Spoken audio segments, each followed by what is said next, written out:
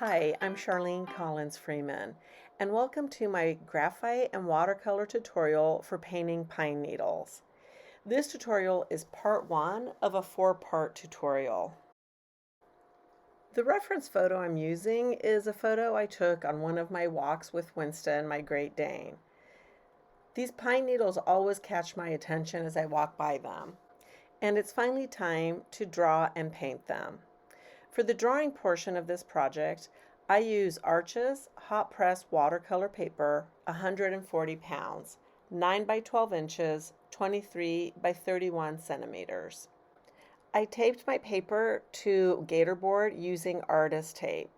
I used a ruler, micron pen, mine is size 05. I used 3 pencils, a light, a medium, and a dark.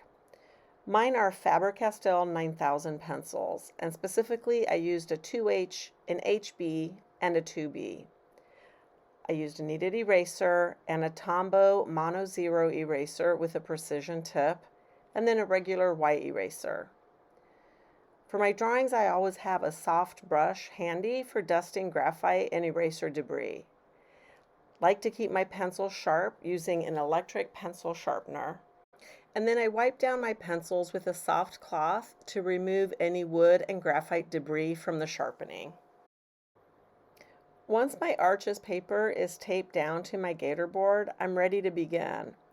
I've printed out my reference photo, and I will start off with a notional box. I will draw my notional box directly on my reference photo. And what a notional box is, it basically defines the biggest boundaries around your subject. So I draw a vertical line on the leftmost part of my subject, and then I draw a bottom horizontal line. I'll do the top and the right hand side. Now, a lot of these pine needles sort of poke out and go longer distances than other pine needles. And you have to decide where you want to include your notional box. For example, here at the top, you can see I have a few pine needles poking out of the top, but the majority of them stop where I'm drawing in the line. In the end, it doesn't matter if you decide to draw your notional box completely enclosing every pine needle, or if you're just drawing it bounding in the majority of the pine needles. This is something you'll figure out for yourself what works best. Then you can see I measure quite precisely the width and the height of my notional box. I'll recreate this notional box on my drawing paper, and I'll recreate it precisely. You can see I'm counting down the 1/16 of an inch. This notional box is the first of my construction lines. And being this precise from the beginning really helps me create a drawing with a lot less mistakes as the drawing progresses. The notional box serves a couple of ends. First, it allows me to determine exactly where I'm going to place my entire subject on my paper. I have to draw the notional box on my paper, and that makes me think about the composition. Do I want it centered? Do I want it slightly high, low, to the left, to the right? The other thing it does is it gives me parameters within which I know the subject has to fit. Oftentimes when we're drawing freehand, our subject tends to grow as we continue drawing. For example, you might start with the head of a person you're drawing, and then as your drawing progresses down, you'll find that you're getting longer and longer, and pretty soon the feet don't fit on the paper. Or with a botanical subject, it can be a similar experience. But by drawing in a notional box, you're giving yourself the precise measurements of your subject, even if a few pine needles will poke outside of this. Clearly, in order for this to work, I've printed out my reference photo at exactly the size that I want to draw it. If, for example, you only have a printer that prints 8.5 by 11, and you've printed out your reference photo on 8.5 by 11, but you want to draw it much bigger, then you'll have to do the math of upscaling your notional box. Are you going to double it or triple it? Take your time at this initial stage with this notional box. I'm about 15 minutes into my drawing process and I've barely done my notional box. I'm checking it and rechecking it. All my construction lines are done with my 2H pencil and a very light touch. This is my lightest pencil. I plan on erasing all these construction lines once I no longer need them. So that's why it's important to keep your pencil and your weight of your hand quite light. As you can see here, I've drawn diagonal lines matching the corners so that I can find the specific center of my notional box. Because the center of my pine needles is not in the center of my notional box. And by identifying where the center of the notional box is, I can easily place where the center of my pine needle should go. An additional benefit of dividing my notional box up into quarters like this is that I'm dividing a pretty complicated subject into quarters as well. Okay, now that I have my center, the next thing I do is I draw a notional box around that center. Now I can see not only the exact size of the center of my pine needles, but also where they are in relationship to the center of the notional box. Once I've drawn the notional box around the center of my pine needles, I take precise measurements, again counting down the 16ths of an inch. I write them down in the margins because no way am I going to remember these measurements when I switch to drawing. I darken that notional box so I can see it better.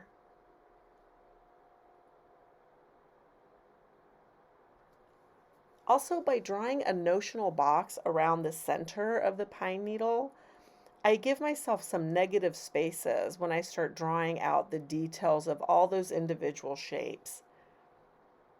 So here I count in not only the size of the notional box, but how far over it is from the right-hand edge of the larger notional box, so that I know I'm placing it correctly. To place that notional box, I'm using measurements from the two edges of the larger notional box, and I'm also eyeballing it to where it is in comparison to the very center of my notional box, which I've identified with the two diagonal lines. I remeasure before I draw it in. As I get it drawn in, I compare how it looks on my drawing paper as to how it looks on my reference photo. Specifically, what I'm looking for is how it crosses those diagonal lines. Have I drawn it where I see it on my reference photo?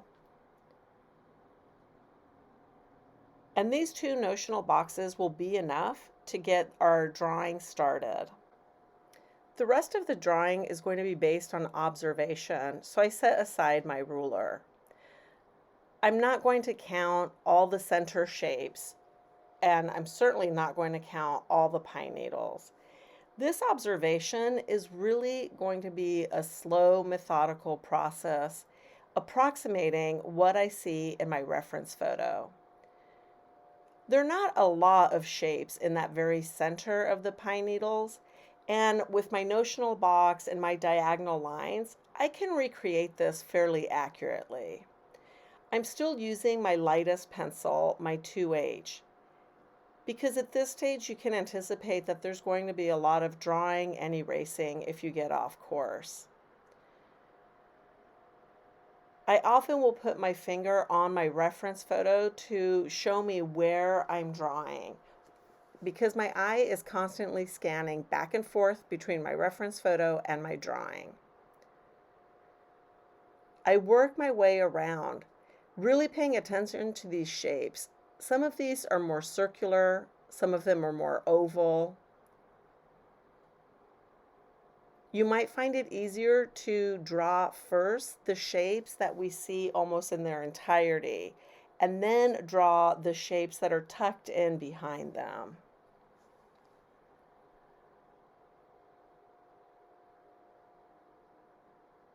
Don't put pressure on your pencil. You don't want to indent the paper with pressure from your pencil. Once I get this center figured out, I'll start in on those pine needles, and I'm not going to do all of them right at this first stage. I want to do enough of them that I don't get lost in the details. And what I mean by that is starting to draw the ones that are really obvious to me, that stand out. Here you could see me using my precision tip eraser to erase out any areas that I don't like or that I need to finesse. Eventually, I'll also erase out the diagonal lines in this center part and the notional box around this center part because I won't need them anymore. In the meantime, I'm starting by drawing the pine needles. What I'm most interested in is capturing the basic shapes I see. In some areas, they're really bunched up and we see a lot of them. In other areas, we don't see any in the front. They're much more sparse, but we see more in the back. Also in the back, we see a branch that runs through it with a few other centers to other clusters of pine needles. And I start identifying where these shapes are by looking at my diagonal lines and also by looking at what I've already drawn, approximating where these other elements need to go in the drawing.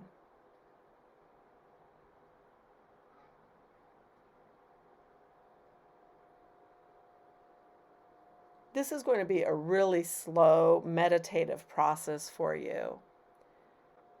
You can see in the video just how slowly I'm drawing, and remember that the video is playing back at twice the speed at which I was actually drawing.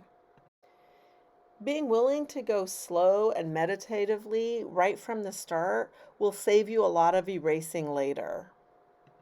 I start by identifying the biggest shapes, those centers for other pine needle clusters, the branch, and then I'll start dropping in pine needles.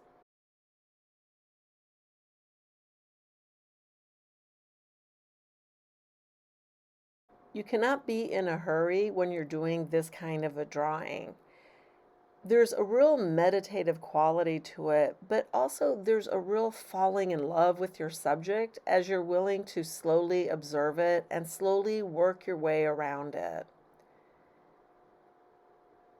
Sometimes it takes me a good 15 or 20 minutes to actually settle into the quiet solitude and meditative practice of drawing. It might take 15 minutes just to slow down from whatever else you were doing before you sat down to draw. But if you're willing to sit down, maybe play your favorite music. I love listening to podcasts while I draw. I can really get an hour or 2 hours in that leave me feeling refreshed and really happy. Here I start erasing that notional box that's around the center of my pine needles. I no longer need it. I've identified where they are. I know that they're the right size, and I know that they're placed in the right position.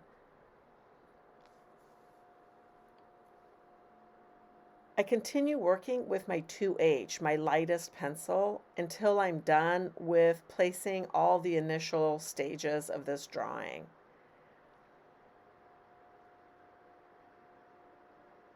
There's so much overlap that happens in these needles that it's easier for me to draw the needles that I see up front first.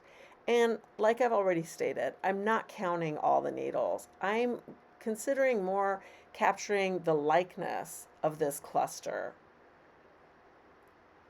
What direction are they going in? How long are they? Do they reach all the way to the edge of my notional box, or are they slightly longer? Once you get the front needles done, then it's much easier to do the needles that are poking through behind. Perhaps the biggest challenge with those will be to make sure that you're carrying them through. They poke behind a few needles, but then make sure that you draw them all the way through and that they don't just die off and get forgotten behind a pine needle. We want to see the entire pine needle, even if it's tucked in behind the others. At this stage, maybe that seems really obvious, but as this drawing starts to get filled out, it's easy to get lost in some of these pine needles and leave them unfinished. The beautiful thing about this process of working with both graphite and watercolor to make a mixture of a painting and a drawing is that you can keep adding and correcting through the whole process.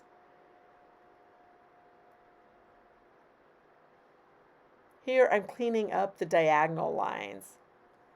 I've identified where my clusters need to be, my cluster of needles, and I feel like I no longer need these diagonal lines.